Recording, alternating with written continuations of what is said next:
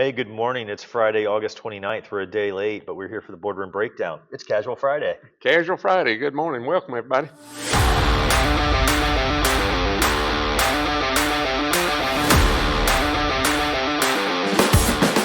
All right, so we had a couple presentations yesterday morning at the board meeting. One of them was it was sad but happy all at the same time.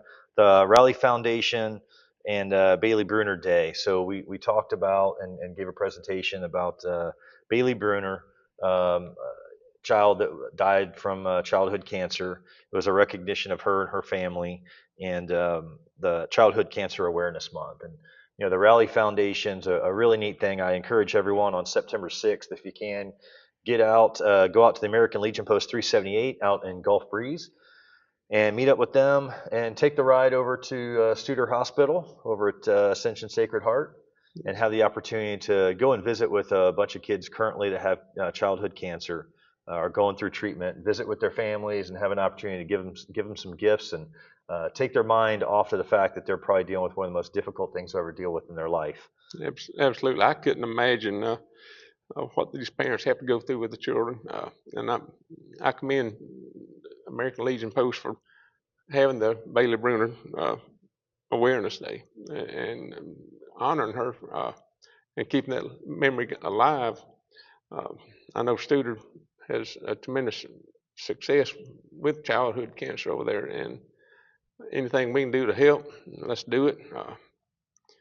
I've personally had family members that had a child go through it, and I know how devastating it is.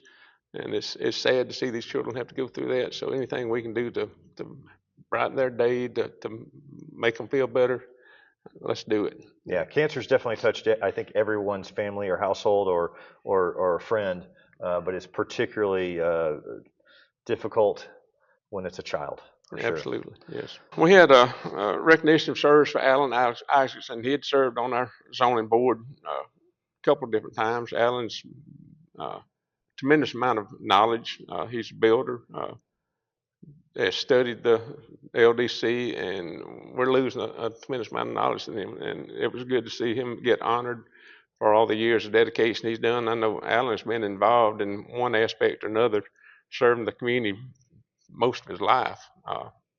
And so it's sad to see him go, but I understand, family comes first, and I've always preached that.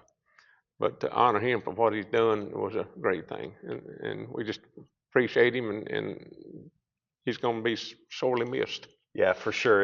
It was good to have the opportunity to recognize Alan for his years of dedication. I mean, I served on the zoning board with him back in 2014, over 10 years ago, and had the pleasure of serving with him in that volunteer position back then. And he's been one of those people even up until the most recent times. He always had the ability to debate his point of view and agree to disagree and do it respectfully. So I think a lot of people in the general public don't realize how important those volunteer positions are on the different boards and committees. Absolutely. And we appreciate the people that are willing to step up and serve. He sent me look like telephone book on pages he's done on research on things. So very detail oriented, for very, sure. very detail oriented, exactly. And that's the kind of people we need to serve on the board. People that steps up and truly cares about our community. That's right. We got a grant for some new laptops. We got 60 with the state of Florida and Dell Technologies. I mean, it's a great purchase. We got 60 of them for $80,000. That's pretty good price. Pretty good price. We're moving in the right direction for that library. That's right. And it also allows some people, I guess, underserved part of the community that has the ability now to go in that maybe couldn't afford a computer. They can go in a library and they have access to online healthcare and any number of other services and things that are out there. This probably needs to be brought in that this was a grant that was funded by digital connectivity and technology program. We had some exciting news on the economic development front. This is just the beginning stages, but Project WIC, the board agreed to put together an incentive package and approved that. So hopefully we will have a company accept that incentive package and make the decision to relocate into Santa Rosa County and Whiting Aviation Industrial Park. And we'll have one more company, hopefully, Yes. that will allow us to help become an aerospace corridor. So that'll be very exciting. Absolutely. I'm very excited to see what's happening in our industrial parks out there. This is going to bring in some high-paying jobs that'll keep our people here. Y'all hear me all the time talking about I got 8 grandchildren, and I don't want them to have to leave to make a decent living. We're getting some new companies coming in here that pays good wages, that's going to be able to allow our people to stay here and have a decent living for our families and everything. So I'm looking forward to it. Yeah, I'm that's very right. excited. And that was just the first step. Like I said, that was the incentive package that the board voted on. But hopefully, if all goes well, we'll have some bigger announcements soon. Yes. And speaking of aviation, we accepted a grant agreement from the FAA in the amount of a little over $308,000 yesterday. And that bundled with $1.5 million that we got from FDOT will give us a total of about $1.8 million in funding for new T-Hangars out at Peter Prince Airport. Right. So that'll really help with general aviation and the light aircraft in our community. Exactly. Peter Prince is really growing.